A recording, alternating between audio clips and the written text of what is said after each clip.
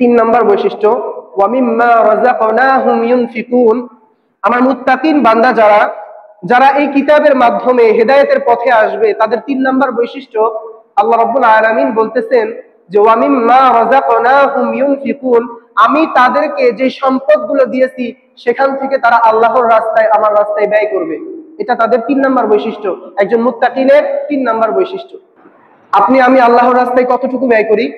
আপনি আল্লাহর রাস্তায় এতটুকু ব্যয় করতে পারি না যে প্রত্যেক জুমাতে মসজিদে 10টা টাকা কোটার মধ্যে ফেলবো, এতটুকু আল্লাহর রাস্তায় ব্যয় করতে পারি না। অথচ আল্লাহ রাব্বুল আলামিন আমাকে আপনাকে বিঘা বিঘা সম্পত্তি দিয়েছে, বাড়িঘর দিয়েছে, সবকিছু দিয়েছে, কিন্তু আল্লাহর রাস্তায় আপনি এতটুকু ব্যয় করতে পারি না।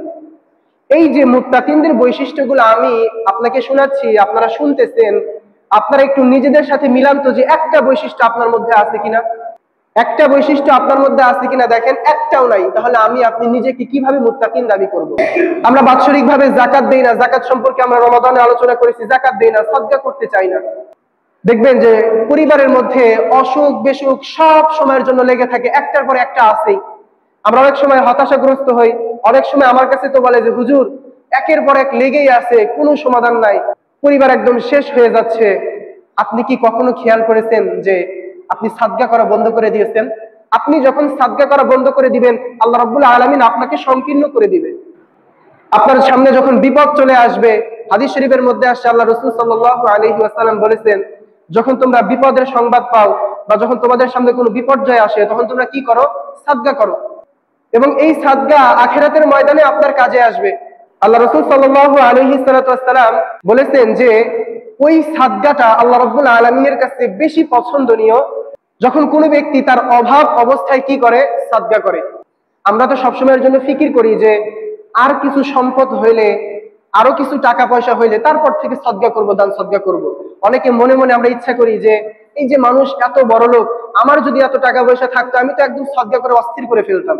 কিন্তু আপনার যতটুকু আছে আপনি লক্ষ্য করেন, একজনের 1 কোটি টাকা বা 2 কোটি টাকার মালিক, আপনি আফসোস করেন যে আমার যদি এত সম্পদ থাকতো আমি অনেক সাদকা করতাম, এরা তো কিপটারা, কিচ্ছু দেয় না আল্লাহর রাস্তায়। অথচ আপনি দেখেন আপনার কাছে 10 লক্ষ টাকা আছে, এই টাকা থেকে আপনি 5 টাকা মসজিদে দেন না।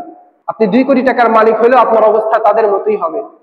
এই জন্য আল্লাহ রাব্বুল আলামিন আপনাকে যে সম্পদ দিয়েছে এখান থেকে ব্যয় করেন, এতিমদেরকে দেন, মসজিদে দান করেন, মাদ্রাসায় দান করেন, দ্বীনি কাজ যেখানে হয় সেখানে আপনার সম্পদ ব্যয় করেন।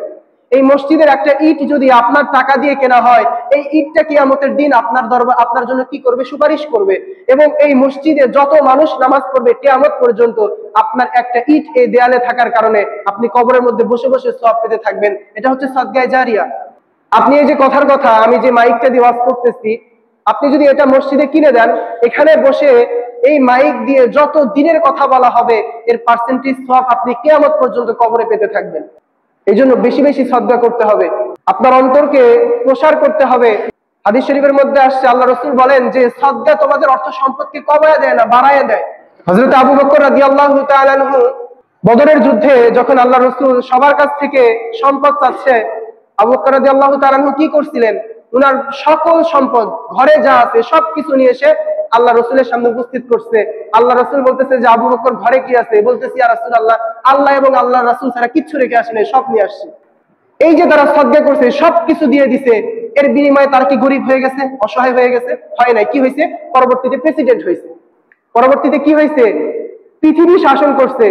তো সাদকা করার কারণে, ঘর থেকে সবকিছু বের করে দেওয়ার কারণে তার পথের ফকির হয়ে যায় নাই।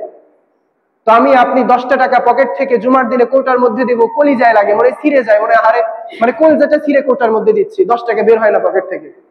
মুত্তাকিনের 3 নম্বর বৈশিষ্ট্য কি? যে আল্লাহ তাআলা তাকে যে সম্পদ দিয়েছে সেখান থেকে সে কি করবে? ব্যয় করবে।